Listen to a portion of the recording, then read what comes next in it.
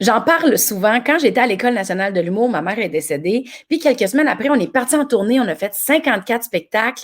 Et moi, j'ouvrais le spectacle de tournée et j'étais un personnage. J'étais le bonheur, tu sais, quand la vie, ça va bien.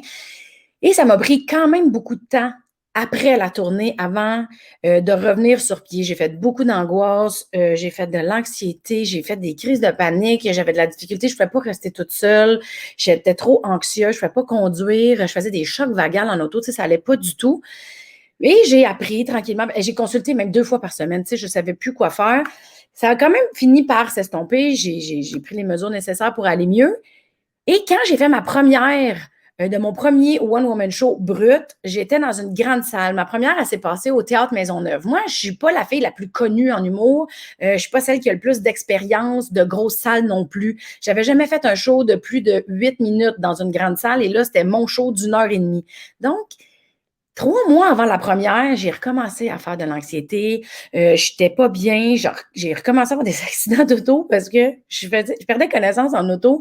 Bref, là, aujourd'hui, je prends les mesures nécessaires, je m'occupe de moi, tu sais, j'essaie de mettre plus de douceur dans mes actions, mais c'est toujours dans mes pensées, l'anxiété. C'est toujours quelque chose qui est comme pas loin. Puis là, on est en pandémie, puis il y a des moments où je me sens mieux, il y a des moments où je ressens l'angoisse remonter.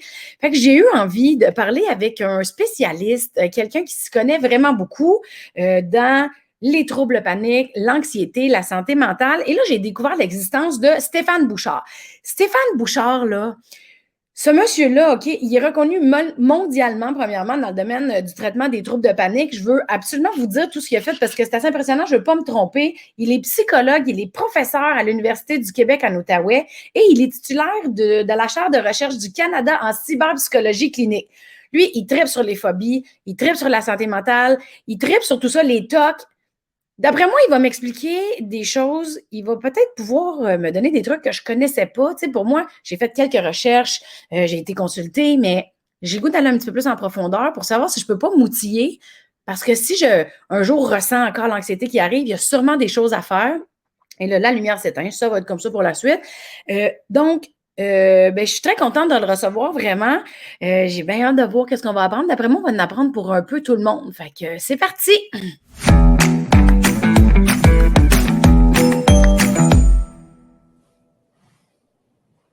Hey Stéphane, merci beaucoup d'être là avec moi aujourd'hui.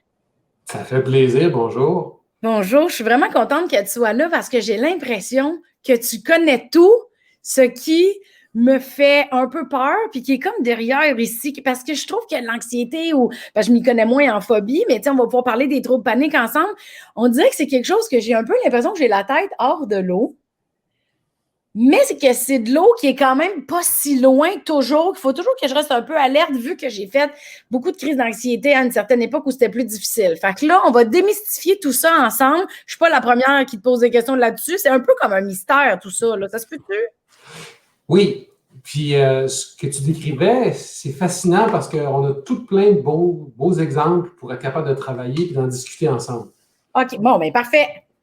Ben, je commencerai par dire que il faut savoir que les attaques de panique, là, ce bouffée-là qui nous prend comme tout d'un coup, on a l'impression qu'on va étouffer, on va mourir, on va perdre connaissance, là, il y a à peu près 30% de la population qui, à un moment donné dans leur vie, va avoir au moins une attaque de panique. Fait que 30%, le tiers des gens là, vont avoir une affaire comme ça qui arrive, là, bang, tout d'un coup, puis qui n'a comme pas de raison apparente. C'est pas parce qu'ils se trouvent pris dans un accident de voiture. Mettons. Puis, ça arrive surtout, période jeune adulte, là, 20, 22, 25 ans, en période où on a beaucoup de stress. Puis ce que tu décrivais, c'est en plein ça. Il y a un paquet d'affaires qui arrivent, puis, je simplifie un peu, là, c'est un peu comme si notre corps nous lance un message, de dire, wow, slack un peu, là, il y en a trop. Puis là, on se sent comme toute croche, c'est ça, c'est l'impression que ça tourne, mais des fois, les gens vont dire, c'est pas que ça tourne comme ça, mais plus comme ça, tu sais, ça tangue. Donc, un paquet de sensations super intenses. Oui, c'est ça. Moi, je me souviens, parce que là, on rentre direct dans le vif du sujet. Je me souviens à l'époque, j'avais quand même plusieurs symptômes, puis j'avais été googlée, tu sais, la bonne chose à faire quand tu fais le pas.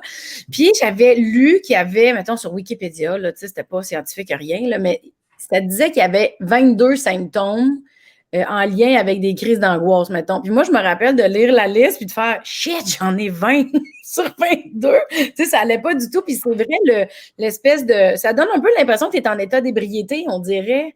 Tu sais, ça tourne pas de même, mais comme de même. Exact. Puis, tu sais, ce qu'il faut démêler dans ce que tu vis, puis pour tout le monde, là, c'est que l'attaque de panique, là, si ça correspond à ce qu'on parle, un des éléments de la définition, c'est qu'il faut que ça arrive relativement tout d'un coup.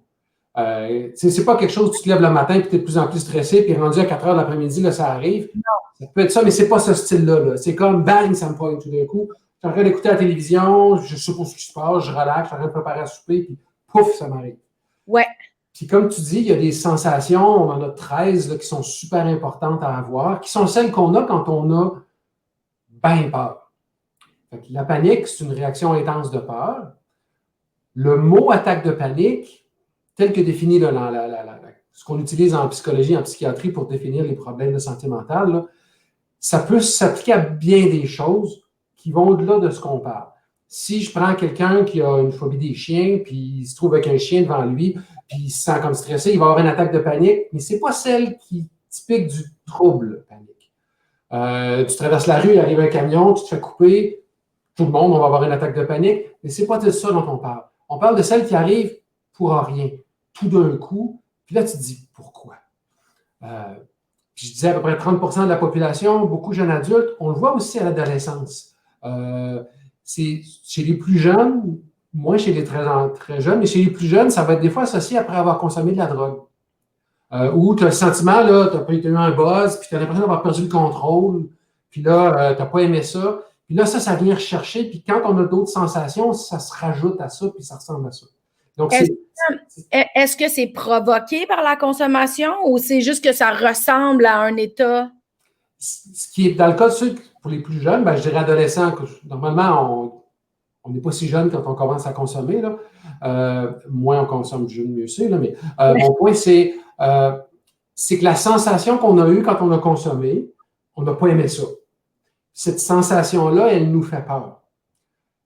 Puis ça explique ceux qui ont développé ça à l'adolescence. En tout cas, ça peut expliquer. Puis ceux qui ont eu ça plus jeune adulte, c'est la même affaire. Arrive une attaque de panique inattendue, sans indice prévisible. Puis là, on n'aime pas ça.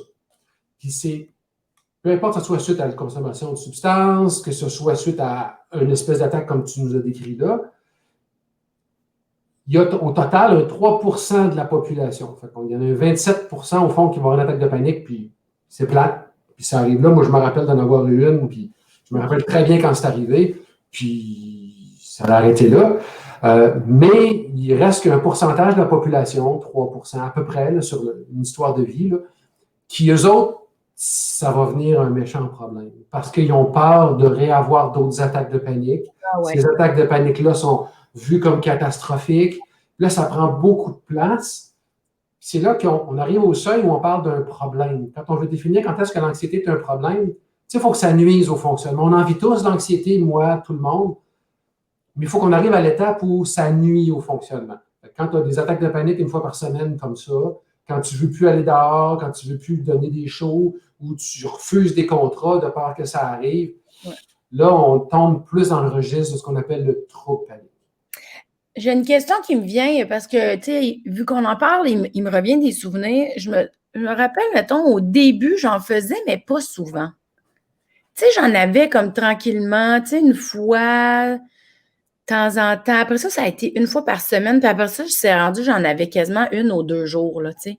Puis je ne pouvais même pas planifier de ne pas faire de show. C'est tellement épuisant, une crise d'angoisse, où là, on définira s'il y a une différence entre crise d'angoisse et crise de panique. Évidemment, moi, c'est au-dessus de mes connaissances, mais c'était comme si je n'avais aucune énergie vitale. J'étais comme tu sais, j'avais ma peau, là, puis c'était tout. On aurait dit qu'il n'y avait plus rien. J'étais tellement en survie, mais sur une fine ligne, là, tu sais, il n'y avait rien. J'étais même plus moi, là. C'était trop, tu sais, aux 2 jours, on s'entend, mais... C'est ça, un trouble panique. C'est d'avoir une ou plusieurs attaques de panique. Puis, il faut que ça nuise au fonctionnement, mais là, on est d'accord. Puis, ça va être souvent beaucoup accompagné de l'appréhension, la peur d'en avoir une autre. Tu sais, parce que comme tu dis, ça peut arriver. Moi, j'ai eu des clients qui en avaient une par jour, deux par jour. Il y en a qui en ont la nuit, pendant qu'ils dorment. Puis c'est pas associé vraiment au sommeil. En fait, c'est pas associé au cauchemar. Des fois, on se dit, c'est parce que je me réveille en train de paniquer. On pourra en reparler si on va là-dessus, mais il y a des explications aussi à ça. Mais il y en a qui en ont plus la nuit. Quelques rares personnes, surtout la nuit. Mais il faut vraiment éliminer. Ça n'a pas rapport avec le sommeil. C'est pas du stress post-traumatique. C'est pas de l'insomnie.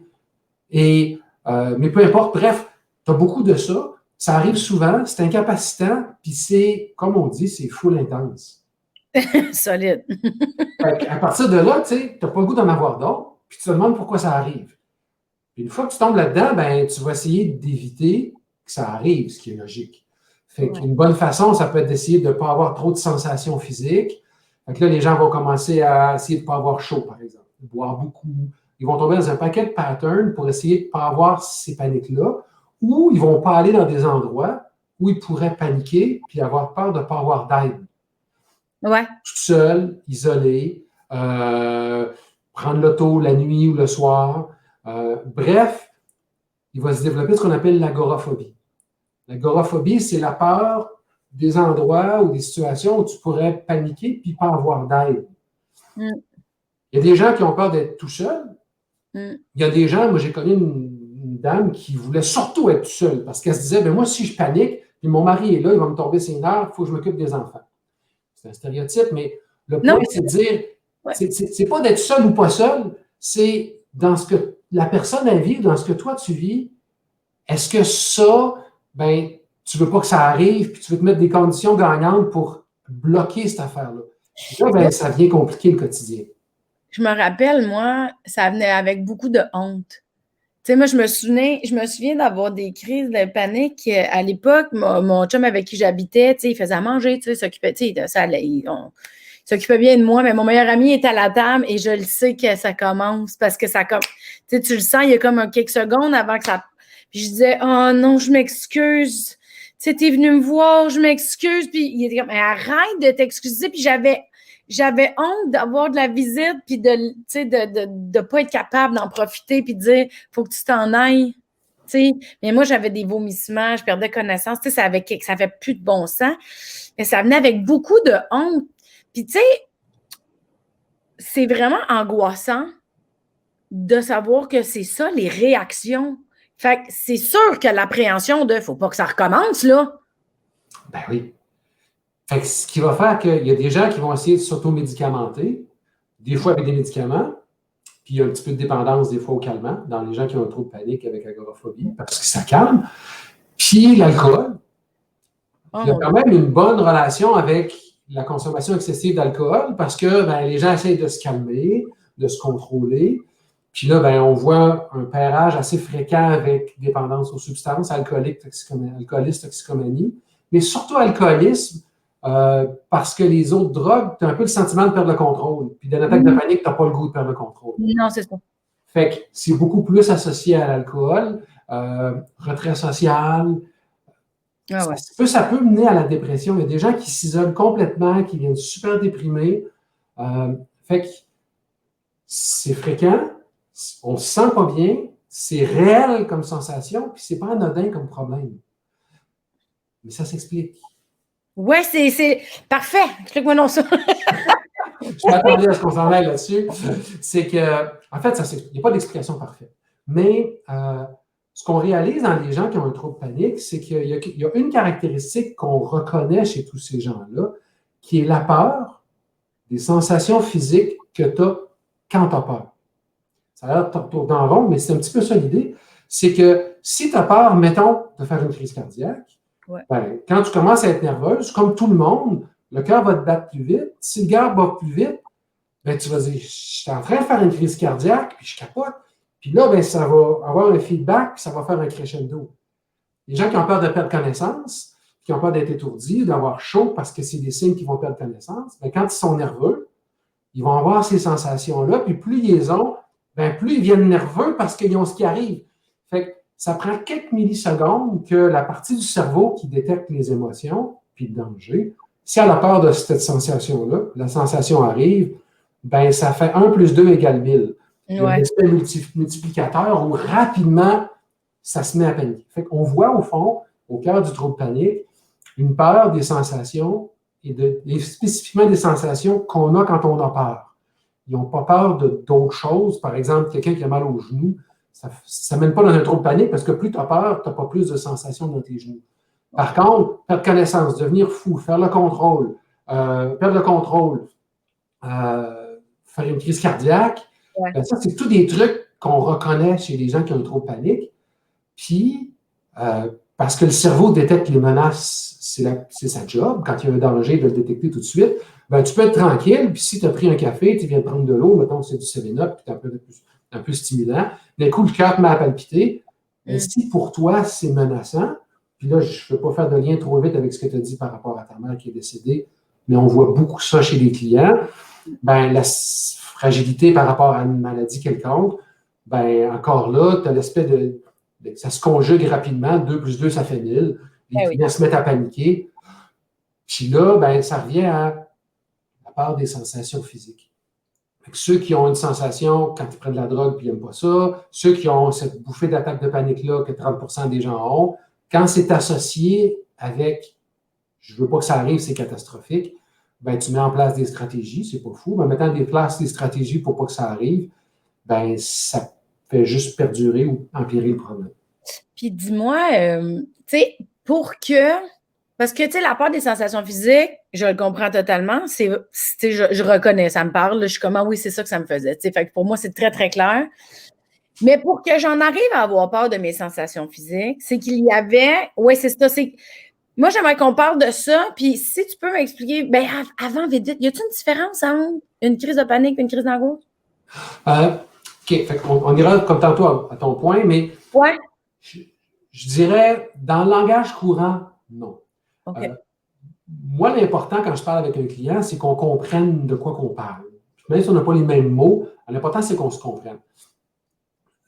Fait tu sais, tu as le mot peur, tu as le mot panique, tu as le mot stress qu'on n'a pas parlé vraiment, puis tu as angoisse. Il y a pas qu'à d'affaires qui se ressemblent dans ça. Ouais. Mais le stress, c'est plus associé à un défi qu'à une menace. C'est pour ça que le stress, c'est plus. Les gens vont plus dire que c'est normal, c'est moins émotion. Ouais. Pas parfait, mais c'est comme on peut faire la différence. Peur, panique, c'est la même origine sur le plan de l'étymologie des mots.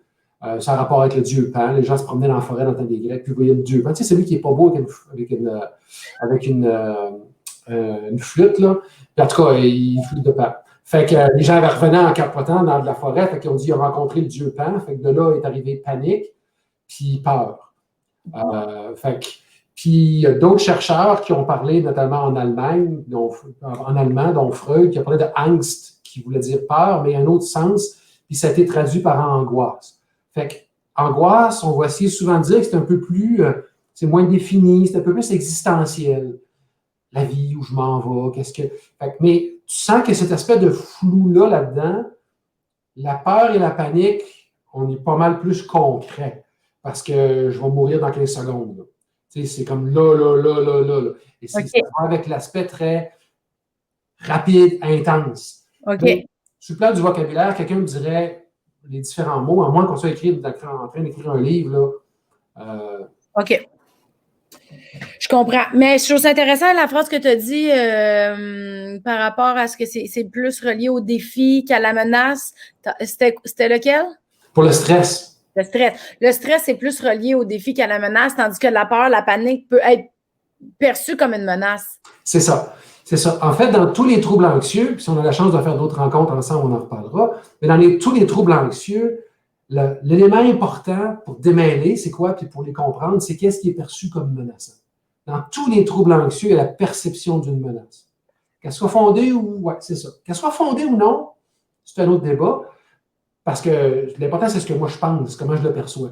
Mais dans le cas du trouble panique, ce qui est perçu comme menaçant, c'est certaines sensations physiques. La question que tu posais tantôt, ça arrive de où? Oui.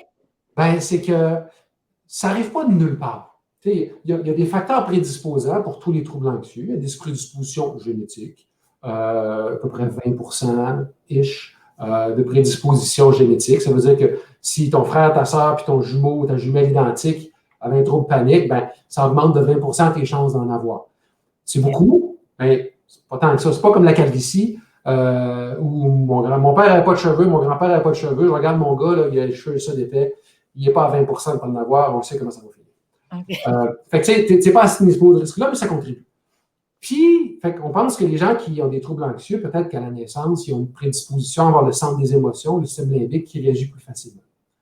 Mais c'est beaucoup ce qui va arriver dans ta vie, dans ton histoire de vie, dans toute ta trajectoire de développement, avec tes parents, ce que tu vis, des expériences, qui peuvent faire qu'à un moment donné, tu peux dire « Hey, faire une crise cardiaque, pour moi, c'est pas bon. » Ou « Perdre connaissance, il ne faut pas que ça m'arrive. » Ou n'importe quoi qui va être associé à cette interprétation-là des sensations que lorsqu'elles arrivent suite à la consommation de substances, suite à une attaque de panique parce qu'on se surmène trop, suite à n'importe quoi, ça devient menaçant.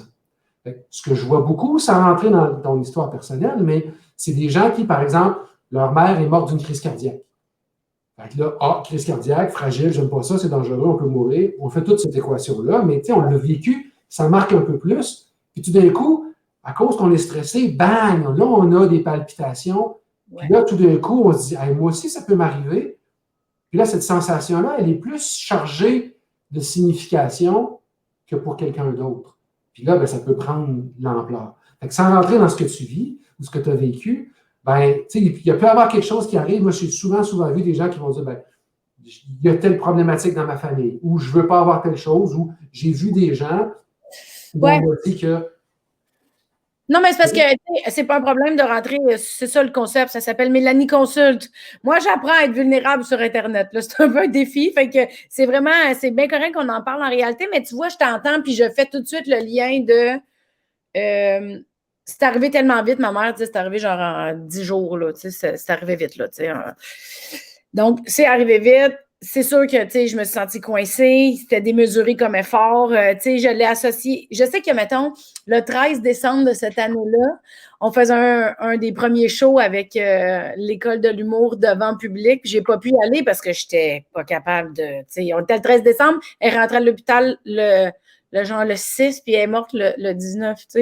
Fait que le 13, j'étais pas là. Fait que c'est sûr que là, je comprends ce que tu dis. Tu sais, la menace, les efforts, le souffle court, le pas être capable de me... Tu sais, puis faire beaucoup d'efforts de 54 shows après, c'est sûr que là, j'avais tellement retenu toutes mes sensations physiques, ça a comme explosé, là. Puis dans ce que tu as dit, moi, je remarque aussi se sentir coincé. Ça, tu sais, puis tout d'un coup, tout arrive tellement vite que ça peut contribuer à ce que cette sensation-là ou les sensations que tu as eues prennent une signification particulière. Qui fait que tu aurais eu le même stress de travail, mais sans avoir eu ce stress additionnel-là. Peut-être que tu aurais eu une attaque de panique, comme 30% des gens ont, comme moi j'ai déjà eu, puis ça aurait arrêté là. Mais pour un paquet de raisons, ça a pris un sens particulier. Ouais. Mais encore, il y a un autre petit twist qui nous manque, qui est la différence entre qu'est-ce qui fait qu'on est anxieux ou qu'on a une attaque de panique, puis qu'est-ce qui fait qu'on développe un problème d'anxiété. Oui. La clé entre l'anxiété puis ce qui mène à un problème, c'est qu'on tombe dans le piège de l'évitement. Le piège de l'évitement, c'est que, imagine qu'il t'arrive quelque chose de grave, tu as une sensation, mettons que tu palpites, une palpitation cardiaque, on n'est pas rentré dans les détails, ben, tu sais ce que, en fait, tu n'as pas le goût que ça mène ou ce que tu penses que ça va mener. Exact. Tu vas tout faire pour arrêter cette sensation-là. C'est gros bon sens. Sauf qu'il y a un petit piège là-dedans. C'est qu'en faisant ça, ce qui est logique, ça ne te donne pas la chance à toi, dit autrement, à la partie de ton cerveau qui gère les émotions, à te rendre au bout de l'expérience pour réaliser que ce n'est pas dangereux. Parce qu'on en a tous des palpitations. Mais à un moment donné, quelqu'un qui dit « Hey, je vais en mourir », tu ne prends pas de chance. Mais en faisant ça, la sensation, elle continue à être perçue comme menaçante. Tu sais, les gens qui ont des attaques de panique, ils vont me dire « Stéphane, j'en ai eu 500 dans un an, mettons. 500, là, pourquoi je ne suis pas encore mort? Si on pose la question, qu'est-ce qui fait que ça n'a pas mal tourné? Puis quand on regarde, ils vont tout le temps dire « Mais c'est parce que j'ai tout fait pour que ça arrête. » Ou ce coup-là, c'est pas arrivé, mais peux-tu me garantir que la prochaine fois, je vais être correct? Puis là, pas nécessairement. Fait que, parce qu'on ne peut pas garantir l'avenir. Fait que c'est cette peur-là que ce que je fais, je ne me suis pas rendu au bout de l'expérience pour voir qu'elle n'est pas dangereuse, fait qu'elle reste menaçante. Ouais, là, c'est beaucoup ça, hein? Vas-y, c'est moi qui parle depuis tantôt, c'est à ton tour. Là. C'est pour ça que tu es là. Mettons, dans mon vocabulaire à moi, j'aurais une tendance à dire le mot résistance. Toi, tu utilises le mot évitement. Est-ce qu'on va à la même place dans le sens où je suis dans mon auto, les palpitations partent, je me dis, oh shit, ça y est, crise cardiaque.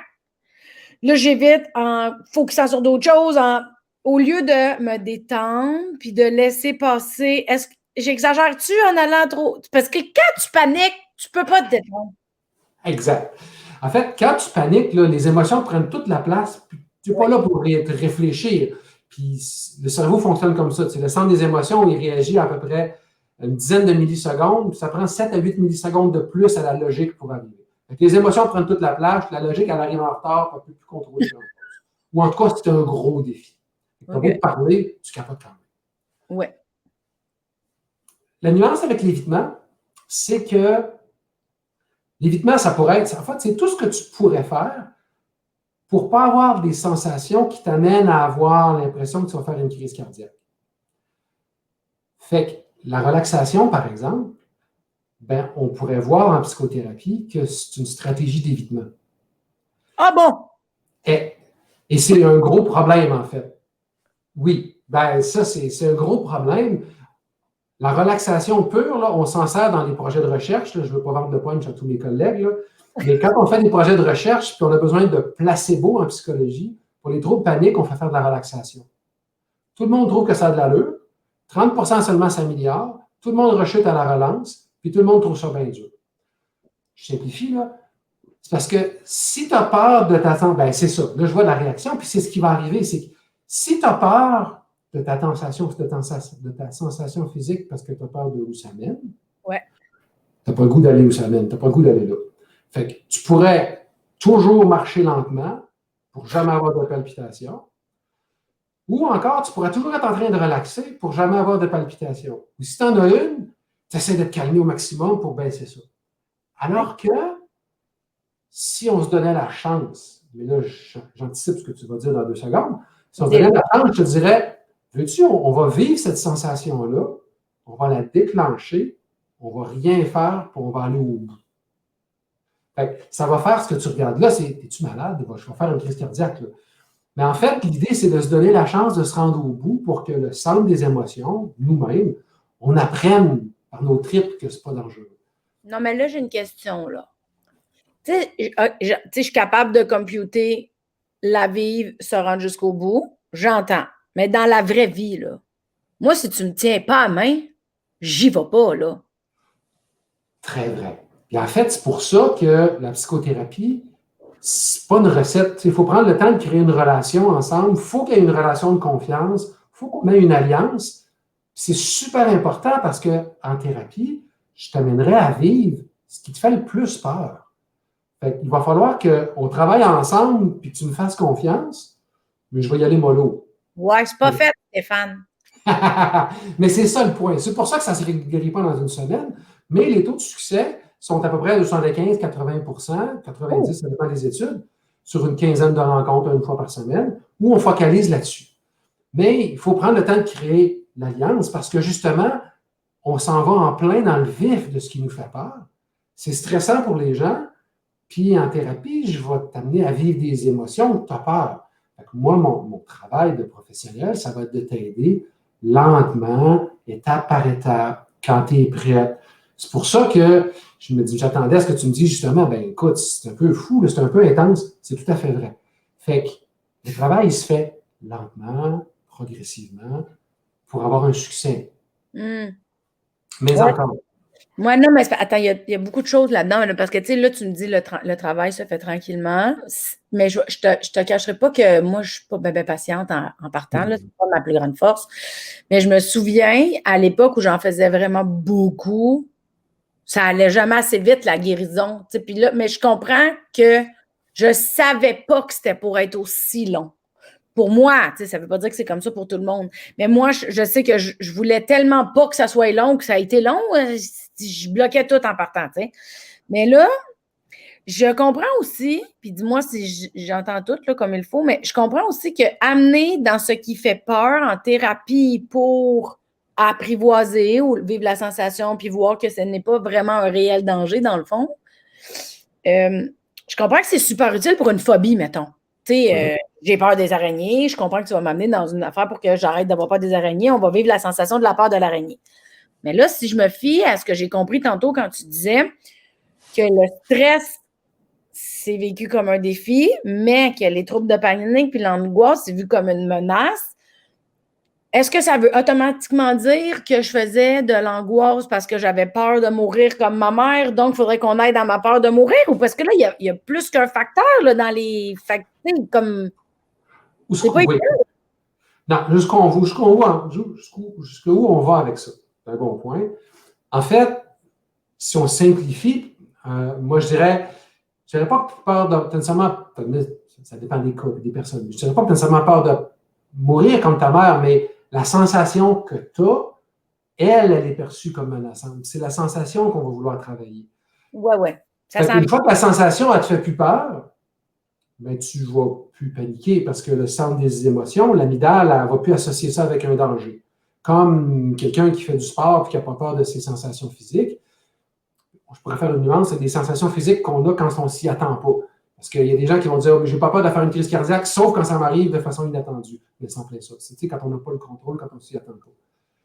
À partir de là, une fois que la sensation est bien apprivoisée, on voit que l'attaque de panique disparaît, même celle qui arrive la nuit, puis ça disparaît. Puis là, les gens vont bien, vont mieux. Maintenant, il y a des gens qui vont dire, ben moi, j'aimerais ça aller plus loin et approfondir d'où ça vient, etc.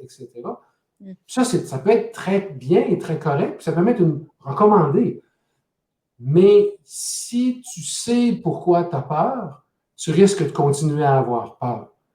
Parce que c'est la logique, la logique, elle arrive après les émotions. Il faut arrêter d'avoir peur, puis après ça, on peut s'amuser à explorer en profondeur. Puis je dis amuser, pas dans le sens péjoratif, dans le sens de priorité. Parce qu'on veut arrêter la souffrance, puis une fois que la souffrance va bien, les études ont montré que 10 ans après le traitement du trouble panique, il n'y a pas de substitution de symptômes, ça ne revient pas. Ce n'est pas une peur de la mort qui est latente quelque part, mais si ça mérite d'être exploré, il n'y a pas de problème. Mais on devrait peut-être arrêter les attaques de panique en premier parce que ça crée beaucoup de détresse. OK. Si je sais que je faisais des attaques de panique en 2009, suite au décès de ma mère, que bon, finalement, j'ai consulté, moi, je me suis beaucoup détendue. Clairement, c'était pas ça le truc, mais que j'aille refait des attaques de panique en 2018, c'était vraiment pas dans la même catégorie, là, on s'entend, mais j'ai quand même fait des chocs vagales en voiture, là, il faut le faire. Est-ce que c'est une peur de mourir qui est revenue ou c'était encore des sensations reliées à la panique qui ont juste éveillé ça? Il n'y a pas nécessairement de lien, là, il n'y en a pas. C'est dur à savoir. C'est dur à savoir parce qu'il y en a qui vont avoir... Et quand le stress baisse, on a moins ces bouffées de sensations-là imprévisibles. Si on a moins les sensations ou si on est moins stressé, ben, ça va moins mener à du stress qui va moins mener à la perception. L'aspect de cascade, il peut être moins là. Ça pourrait être ça. Ça pourrait être qu'effectivement, pendant un bout de temps, c'était vu comme moins stressant. Quand les gens reviennent en disant ben, j'ai d'autres choses où la panique revient, ben, est-ce que c'est le travail qui avait été fait qui n'a pas été fait au complet? Est-ce qu'il y avait d'autres sensations? Ça dépend. Il aurait fallu être là à ce moment-là pour le regarder. Ouais. Mais dans tous les cas, le flash qu'on doit avoir, c'est y a-t-il des sensations qui te font peur? Et si oui, ben c'est lesquelles? Parce que l'idée de la relaxation, la personne qui vient me voir en disant mais là, je panique, là, je fais quoi? Ben, relax. Je veux dire, on va faire ce qu'on peut live là parce qu'on n'est pas dans un suivi thérapeutique. Il faut s'en sortir quand on en a jusque-là. Mais là, on peut faire de la relaxation. Mais moi, je sais comme psychologue que si je t'enseigne à faire de la relaxation puis tu as un trouble panique, je te donne des outils pour faire avorter tes paniques puis pas te rendre au bout de l'expérience. En ne te rendant pas au bout de l'expérience, je t'aide pas. Mais si on se rencontre sur le coin de la rue puis ça arrive et on ne se revoit jamais, ben, je ne vais pas commencer une thérapie en 15 secondes sur le coin de la rue. Je comprends. Tu as l'équilibre entre les deux. Là. Ça veut dire que les troubles paniques se règlent ou se guérissent, ou je ne sais pas comment tu appellerais ça, accompagné, là. Ça s'arrange pas tout seul, ça, maintenant. Le taux de guérison spontanée, de Hum. ça, tu ne parles pas à personne puis tu t'en sors, est relativement faible dans le cas du trouble panique, de dire ça tombe du ciel puis ça passe. Il y a des gens pour qui ça passe. J'ai vu des gens qui m'ont dit écoute, je ne sais pas ce qui est arrivé, il y a un changement dans ma vie, ça a disparu. On est content. On pourrait explorer ce qui s'est passé avec ces gens-là, mais par contre, beaucoup de gens vont essayer de se médicamenter, comme on disait, ou de survivre au travers de ça. Des fois, ça va fluctuer, puis là, ça va mieux, mais ça revient parce que c'est encore là. Donc, c'est une bonne chose de le faire avec de l'aide. Ouais. Maintenant, je suis psychologue, je pense que la stratégie idéale, c'est la psychothérapie, mais... Excuse-moi, dans tes évitements, là, la consommation d'alcool ou de drogue fait partie de l'évitement, pas au même terme que du yoga, là, mais je veux dire... Oui. OK. Oui, même chose. Par contre, l'idée, c'est moi, je suis psychologue, et je pense que l'idéal, c'est la psychothérapie. Mais si je veux regarder les données empiriques, on voit que la médication peut être efficace. Puis la médication peut être très efficace même à long terme. Fait qu'il y a des médicaments, puis les gens peuvent aller voir leur médecin et avoir des médicaments qui ont souvent l'adjectif d'antidépresseur, mais qui peuvent être donnés pour l'anxiété. Ça, c'est un autre débat. Fait que ça peut fonctionner.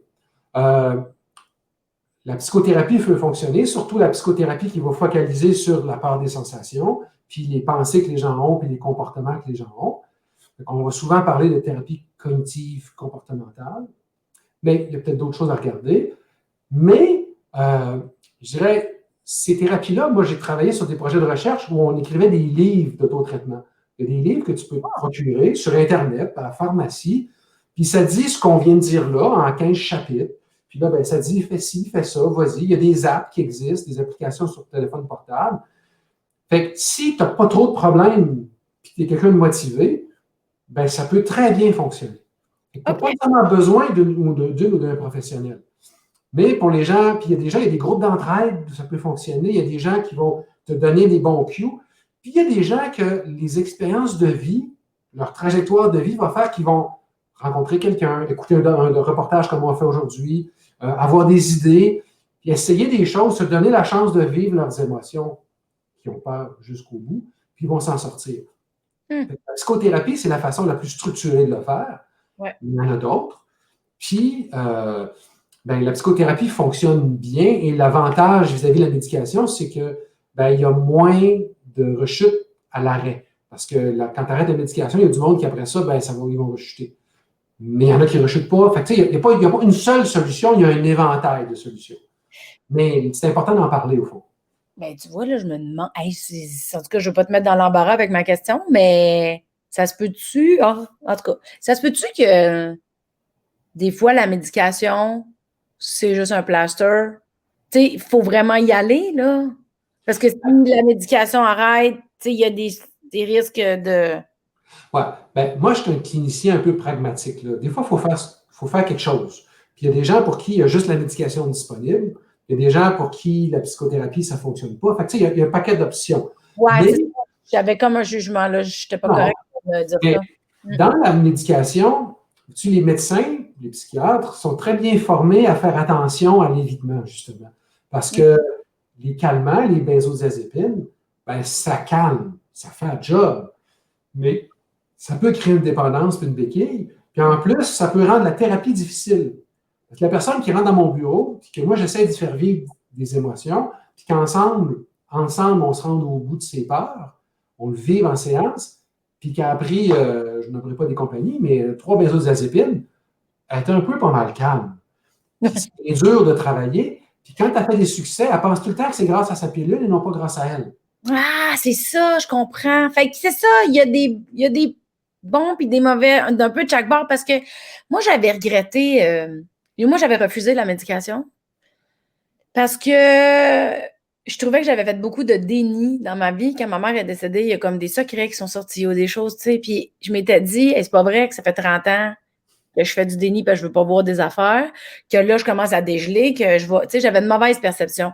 Mais aujourd'hui, avec du recul, je trouve que je me l'ai joué trop intense. Tu sais, j'aurais pu aller faire une petite dose pour me détendre parce que je trouve que je me suis imposé un petit peu trop de violence dans mon cheminement. Tu sais, j'aurais pu y aller en douceur. Aujourd'hui, tu sais, je le ferai autrement. Fait que, tu sais, c'est bien correct. Parce que beaucoup des questions scientifiques de recherche qu'on se pose, c'est comment coupler puis comment combiner les traitements. Parce que Oui. c'est pas tout le monde qui a accès à un professionnel de la santé mentale, psychologue ou psychothérapeute ou travailleur social ou psychoéducateur ou médecin. Fait que souvent, la médication va être donnée d'emblée parce que c'est plus accessible. Puis c'est pas un péché en soi, mais comment on la combine? On sait que les antidépresseurs, tu as une prise unique le soir, tu vas en thérapie le lendemain, tu te rends un peu moins compte que c'est grâce à ça que tu t'en es sorti. Fait que ça crée une distance. Ça, c'est un plus. Il y a des gens qui ont besoin de ça parce que c'est trop sévère ce qu'ils vivent. Fait que, il n'y a pas de recette parfaite. Si on avait l'option parfaite, on dirait, ben, écoute, l'idéal, c'est commencer avec une thérapie parce que tu n'as pas de liste d'attente, il y a un psychologue qui est compétent tout de suite, mais c'est pas tout le monde qui a ça. Fait qu'il faut respecter le vécu de chacun. Puis si tu as voulu te la donner rough à l'époque, parce que, ben, c'est ça qui est ça, tu sais. Non, mais c'était pas voulu. Je n'étais juste pas consciente que je me la jouais rough. C'était pas hey, je vais aller me faire mal. C'est pas... Il ne faut pas se culpabiliser par rapport à ça. Mais pour certaines personnes, la médication fonctionne. Puis grâce à la médication, ils font les changements personnels dans leur vie, dans leur tête, qui font que, ben, une fois que la médication arrête, ils ne rechutent pas, puis ça va bien. Ouais. Puis il y en a d'autres pour lesquels il faut cibler les comportements liés à la peur des sensations. Puis, comme on a mentionné tantôt, ben, apprivoiser tes sensations, là, c'est stressant. C'est une question de confiance. Là, quand tu me dis, je vais faire une crise cardiaque, je te dis pas non. Ça, tout le monde te l'a dit avant. Je te dis, je ne sais pas, on va aller voir. C'est pas mal plus stressant. Mais si on va aller voir, puis je te donne les chances d'aller voir à ton rythme, ben, la conclusion, c'est, ouais, OK, finalement, c'est correct. Mais, comme tu as dit, les gens vont sur Internet, on entend plein de choses, mais c'est théorique, ces affaires-là. Il faut le vivre pour être convaincu dans nos tripes que c'est pas menaçant. Puis, bon, là, j'aime toujours ça un peu résumer pour voir si je suis la gang, là, parce que c'est beaucoup d'informations en même temps. Si je comprends bien, quand on fait de l'anxiété, c'est surtout une peur de nos sensations et de l'impact que la sensation pourrait faire. C'est l'espèce d'anticipation de « Oh mon Dieu, mon cœur bat vite, je pourrais mourir. » Tu sais, mettons. C'est un exemple. Dans le cas du trouble panique. Ah. Parce que tu peux faire de l'anxiété, dans le cas de l'anxiété généralisée, des troubles obsessionnels compulsifs. Fait qu'on on va sûrement se rencontrer. Oui, on va s'en reparler. OK. Mais là, tantôt, OK, je repars. Mais pour le moment, de ce que je comprends, là, parce que je ne peux pas tout gober la psy d'un coup, là, le trouble panique arrive quand on a peur de ses sensations parce qu'on a peur de ce que la sensation pourrait développer comme effet. Là, je suis correcte? Jusque-là, je suis correcte? Parfait. OK. Donc, ça fait le trouble panique. Mais tu as aussi dit qu'il y avait l'influence des pensées tantôt. Tu l'as dit vite, je l'ai pogné, je l'ai gardé en mémoire. Fait qu'il y a la peur de la sensation physique, puis il y a les pensées qui vont jouer dans les troubles paniques. Ben, c'est que, mettons, la peur de tes sensations physiques, ça peut être une façon de penser, disons. Ah, OK. Tu dis, si je fais faire une crise cardiaque, c'est grave. Mon cœur qui palpite, ça veut dire que je vais faire une crise cardiaque. Ou encore, avoir chaud veut dire, avoir chaud égale perdre connaissance, veut dire que je vais perdre connaissance. Ça, c'est des pensées que les gens ont. Des fois, il faut aborder ça un petit peu avant d'apprivoiser nos sensations parce que sinon, les gens, ils ne vont pas se lancer là-dedans. On a du travail à faire là-dessus. Mais si on fait juste ça, souvent, les gens vont dire, OK, je sais, mais c'est comme logique dans ma tête, je ne suis pas convaincu dans mes tripes. C'est ça. Ah, c'est pour ça que tu dis qu'il faut aller ressentir parce qu'on n'est pas convaincu dans nos tripes, parce que c'est vrai qu'on peut le comprendre. Exact. Les gens vont me dire, c'est fou que ça m'arrive, je le sais, mais ça m'arrive quand même, puis ça m'amène là. Puis pendant que ça m'arrive, je n'ai pas le temps de penser. La panique est prise, puis je suis débordé. Fait que le parti penser, on va le faire un peu avant, mais le travail, quand tu paniques, pendant l'attaque de panique, il n'y a pas de solution miracle pour s'en sortir. C'est sûr qu'éviter, c'est une façon de se distraire. Si tu te distrais, ça va avorter l'attaque de panique. Mais il y a une différence entre survivre à ton attaque, puis en intervention, en thérapie ou dans un cheminement personnel, travailler pour s'en débarrasser. Ou là, on va faire exprès pour contrôler dans quel contexte tu es capable d'y faire face, à quel rythme. Il faudrait qu'on parle 4 heures, Stéphane. Tu sais, mettons, là, tu sais, j'entends ce que tu dis, là, puis veux pas, j'essaie d'appliquer à. Tu sais, là, on est en pandémie. Moi, il y a des journées où, mon Dieu, que c'est le fun, je m'amuse, je prends soin de moi, je suis en pyjama, c'est donc bien beau. Puis, il y a des journées où je sens qu'il y a comme un stress qui est là. Je m'inquiète de l'avenir, ou je vais m'inquiéter ben, de tout ce qui s'en vient, ou je vais m'inquiéter de. Tu sais quoi, je m'inquiète des fois, là, j'ose même pas pleurer, parce que je me dis, hey, si j'ouvre ça, je m'en remettrai pas, hein, je vais pleurer pendant 8 heures. Fait que là, c'est parce que je l'associe, je suis pas obligée d'être en crise d'envie pour avoir peur de ma sensation. On le vit souvent sans s'en rendre compte, là. C'est ça. Puis c'est pour ça que, tu sais, tous les troubles anxieux et la perception d'une menace, mais on n'a pas peur de la même chose pour chaque trouble anxieux. Fait que quand tu as l'impression qu'il y a un hamster dans ta tête qui roule, des fois, un hamster, c'est des stéroïdes, là. Là, on n'est plus vraiment dans le trouble panique, parce que le panique, c'est le pic. Là, on est plus dans les inquiétudes, puis là, on parle plus d'anxiété généralisée. Je ne dis pas que c'est ça que tu as, mais c'est Non. plus la saveur de l'anxiété généralisée qui est le hamster sur les stéroïdes. Hey, mais moi, ton mot généralisé, il me stresse un peu. Tu me parles, tu sais, c'est beaucoup, ça, généralisé, non? Oui, puis c'est pas le mot qui est le plus agréable, c'est pas moi qui ai défini ça, là. Mais le mot généralisé, au fond, il réfère au fait que les gens qui souffrent de ça, c'est un peu un paquet d'affaires qui va les inquiéter. Donc, c'est pas juste les sensations physiques, ça va être les finances, l'avenir, le travail, la santé. C'est les thématiques qui sont relativement généralisées. Ils n'ont pas peur de tout, mais c'est beaucoup plus large. C'est ça, c'est dans le sens. Le merci, c'est parce que quand tu m'as dit, tu fais de l'anxiété généralisée, ça m'a comme insulté. Mais j'espère pas avoir dit ça comme ça, mais j'ai dit ça ressemble à ça. Ça ressort, oui, oui. Mais j'ai pas aimé le terme généralisé. Là, je comprends, c'est parce que ça touche à plusieurs domaines, tu sais. Mais tu vois, je viens de comprendre que dans ma tête, je l'ai associé à ma mère qui s'est fait dire qu'elle avait un cancer qui s'était généralisé. Fait que je pense que c'est pour ça que ça m'a confronté quand tu l'as dit. Hey, c'est fou, pareil. Puis, tu sais, ça montre le pouvoir des mots, puis des Oui. associations qu'on fait, puis qu'on ne réfléchit pas, ça se fait tout de suite. Fait que c'est pour ça que c'est le travail qu'on va faire, pas dans l'événement, mais entre les crises de panique, disons, où là, on va essayer d'aborder ça. Qu'est-ce qui est. C'est quoi la signification, dans le cas du trouble panique, des sensations physiques? Dans le cas de l'anxiété généralisée, c'est une autre thématique. On aborde une autre chose, on en a pour un autre 45 minutes. OK. Là, juste pour. Attends, je pense que j'ai 2 affaires. Mettons que je réalise. Est-ce qu'il y a une façon de un peu prévenir ou. Ben, OK. Prévenir l'attaque de panique ou prévenir le trouble panique? Ah, mais là, Stéphane, je sais pas. Les deux, peut-être? On va les deux. OK. Ben, pour prévenir le trouble panique, il y a des programmes de prévention qui existent. Puis si tu es quelqu'un qui a déjà un peu peur de ses sensations physiques, qui n'a pas les attaques de panique, ben, je te dirais, essaie donc de trouver quelle sensation te fait peur, et essaie de la provoquer volontairement pour aller au bout de l'expérience. Comme quelqu'un qui dirait, moi, j'aime pas bien les champignons, ben, je te dirais, mange un petit peu pour voir, t'en trouver des moins pires que d'autres, puis peut-être que si tu mets du fromage dessus, ça va être moins pire. J'exagère un peu, mais tu sais, pour essayer de goûter à cette sensation-là, puis se rendre au bout de l'expérience. Maintenant, quelqu'un qui a un trouble de panique, c'est très difficile de prévenir l'apparition des attaques de panique. Puis plus tu essaies de les prévenir, ben, plus tu vas tomber dans le piège de l'évitement. Ouais. Fait que là, je te dirais, la meilleure façon de le prévenir, c'est probablement, de prévenir la prochaine attaque, c'est probablement de mettre en place une stratégie pour s'en sortir. Je dis autrement, aller consulter ou encore voir quelqu'un sur le plan médical ou prendre des livres ou des choses qu'on va en parler tantôt. Mais la meilleure façon de prévenir les prochaines attaques, c'est pas de se dire des choses dans sa tête parce qu'il y a des gens qui, quand ça arrive, vont essayer de compter à rebours, vont essayer de prendre une gorgée d'eau. C'est des stratégies pour survivre. Mais si on veut prévenir plus à long terme, on va plus regarder un processus de thérapie, d'intervention, de pharmacothérapie pour travailler le trouble panique. Mais je trouve ça super intéressant que tu dises qu'on a peur de nos sensations.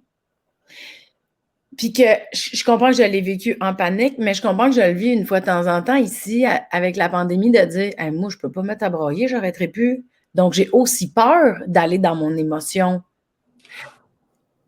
Oui. Puis, je peux penser, dans le contexte de pandémie, qu'on a peur aussi d'attraper la COVID-19 ou, tu sais, mais là, on n'est plus dans les peurs des sensations physiques qu'on a quand on a peur. Fait que ça ne va pas faire notre pic. Ça va faire notre affaire qui monte lentement. Oui, mais justement, dans la montée, là, si moi j'ai peur de. Mettons, j'ai le moton, là. C'est arrivé la semaine passée. J'avais le moton, j'avais peur d'exploser. Je me suis dit, me le garder, me le garder, me le garder. Je me suis mis à pleurer devant le mécanicien au bord de la rue. Tu sais, tu vois, je l'ai échappé ma reine. Mais puis c'est là que j'ai fait, ah, c'est ça, j'avais peur de pleurer toute seule chez nous puis de ne pas arrêter. Ouais. Mais cette cette peur-là, de craindre de ressentir toute la peine, puis le moton, puis de me mettre à pleurer, puis que ça dure des heures, quand c'est pas ça qui est arrivé, est-ce que ça s'accumule, puis c'est ça qui amène qu'à un moment donné, on monte, puis que, whoop, panique? Je dirais pas que ça amène nécessairement au trouble panique, mais cette montée-là, ce crescendo-là, tu as tout à fait raison. Fait que c'est de se dire à un moment donné, hey, cette émotion-là, là, je ne l'aime pas, puis je la vis. Je vais me prendre le temps tout de suite de la vivre.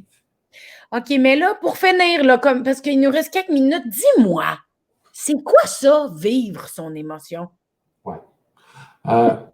C'est peut-être parce que je suis un gars un peu culinaire, là, mais je te dirais, c'est d'y goûter jusqu'à temps que ça ne goûte plus.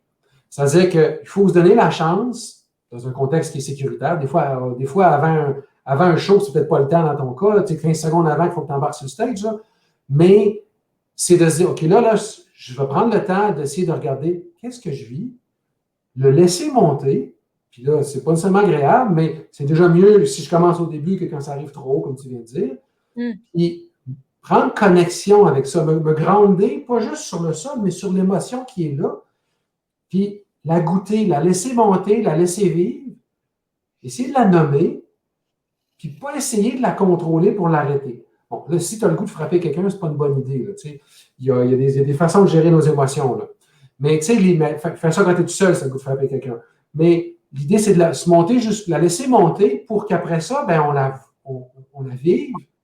On est capable d'en prendre une distance par la suite, de dire, OK, ben c'est ça, cette émotion-là, c'est vrai que c'est plate, là, ou c'était pas si pire, ou c'est à cause de, ou, tu sais, on fait un sens de l'expérience qu'on a vécue, on dégage une signification de l'expérience qu'on a vécue, si on se laisse la chance de la vivre. Si on la bloque tout le temps, des fois, c'est pas le temps, tu n'as pas le choix. Mais donne-toi un moment pour être tranquille, tu sais, tu peux t'écraser dans ton salon en train de lire, puis quand il n'y a personne, tu fermes ton livre, puis tu te laisses connecter un peu sur ce qui se passe. Chacun sa façon. Est-ce que les gens ont une tendance à faire ça? Ben, il y en a que oui. Il y en a que c'est naturel. Il y en a qui l'ont appris de différentes façons parce qu'ils font des cours de yoga, ils font des cours de pleine conscience. Il y a plein de stratégies où on se ramène à soi. Mais on est beaucoup présentement dans une société où on tourne à peu près à 200 km/h ou à 200%, tout va vite, tout est occupé. Fait que l'importance de reprendre un peu de recul, de se laisser vivre nos choses, c'est important. Puis je ne veux pas blâmer les médias sociaux, mais tu sais, des fois, dès que tu as 2 secondes, tu tombes sur ton téléphone, tu es en train de regarder quelque chose. Des fois, on ne se laisse même pas le temps de connecter sur ce qu'on vit, puis d'avoir la chance de s'emmerder un peu pendant quelques secondes. Des fois, ça ne fait pas de tort parce qu'on est capable de connecter sur ce qu'on vit. Alors que si on est toujours hyper occupé, ben, des fois, on se connecte moins. Ça dépend des gens. Mais vivre nos émotions, ce n'est pas nécessairement facile pour tout le monde. Puis, il y a certaines tranches de la population, par exemple certains hommes, pour lesquels c'est plus dur que d'autres. Sans tomber dans le stéréotype, mais quand même.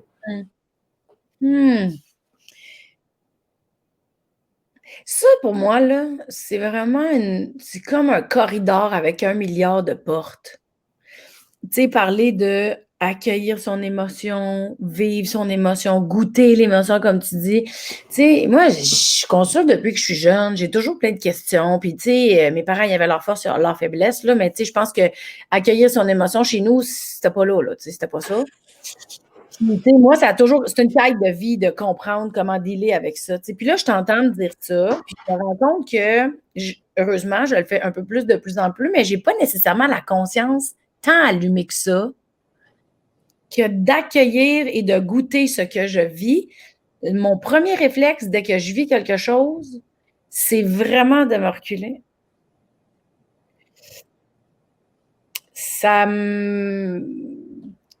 Je suis contente de me rendre compte, là. Pas à 54 minutes, par exemple. Ça, mais Je suis contente de m'en rendre compte que je fais ça parce que là, je vais essayer d'être plus consciente la prochaine fois que je vis quelque chose pour prendre le temps pour y goûter, comme tu dis. Je le sais que je le fais à certains moments, mais je le sais que quand c'est des plus grandes émotions, oh, c'est ça, c'est un plus gros défi, mettons, là. Puis, tu sais, c'est normal de vouloir se protéger. Ouais. Attends un petit peu, on veut se protéger parce qu'on pense que ça fait mal, mais goûter à une émotion, ça fait pas mal longtemps. Ça fera pas mal 20 ans, là. On parle de minutes même. Ça dépend des émotions, puis ça dépend de ce que tu as vécu par rapport à ça. Tu sais, quelqu'un qui a été abusé, Ouais. des fois, connecté sur certaines émotions, ça peut faire plus mal, puis la même personne, d'autres émotions pas. Fait que, je ne peux pas trop simplifier, mais je dirais, c'est un peu normal, mais tu sais, sur le plan de l'évolution, là, les émotions, ça sert à quelque chose. Ça sert à nous informer, nous, la personne qui les vit, qui se passe de quoi en dedans, puis ça sert à le partager aux autres, parce qu'on a une expression faciale quand on a des émotions, ça se communique aux autres personnes alentour de nous. Puis là, il y a une interaction sociale. Fait que c'est pas là pour rien. Des fois, c'est pas le temps. Des fois, dans notre travail, c'est pas la place. Puis des fois, des personnes sont plus habiles que d'autres. Ça, c'est correct. Mais c'est important d'être capable d'en vivre, puis d'avoir nos moments où on est capable de se connecter là-dessus. Selon les personnes, ça dépend. Ouais, je comprends. C'est sûr que moi, veux pas, je regarde ça avec mon bagage, ce que je connais, mes forces à moi, mes faiblesses. Là, c'est sûr que c'est ça, j'ai pas une tendance à catcher ce que tout le monde vit d'une shot. Là. Toi, tu vois plusieurs, tu sais. Moi, je parle pas tant que ça de ces choses-là avec beaucoup de gens. Tu sais, toi, c'est ton travail, là. Une chance, tu me ramènes parce que des fois, tu sais, je veux pas généraliser, mais c'est sûr que je le regarde avec ce que je connais, tu sais. C'est normal. Ouais. Oui, mais je trouve ça intéressant de toujours me rappeler que les gens vivent chacun leur histoire. Tu sais, des fois, je peux généraliser, c'est plate, mais ça m'arrive. Mais tu sais, je dirais, dans le cas du trouble panique, ce qu'on peut généraliser, c'est qu'il y a une part de certaines sensations physiques qui sont Ouais, celles qu'on a quand on a peur. ouais. Puis après ça, on met en place, pour des raisons tout à fait logiques, des comportements, des stratégies d'évitement, des petits trucs qu'on peut se donner pour arrêter cette sensation-là.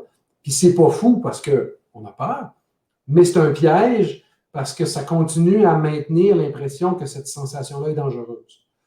Puis il y a un paquet de stratégies pour s'en sortir. La médication en est une, la psychothérapie en est une que moi j'encourage fortement.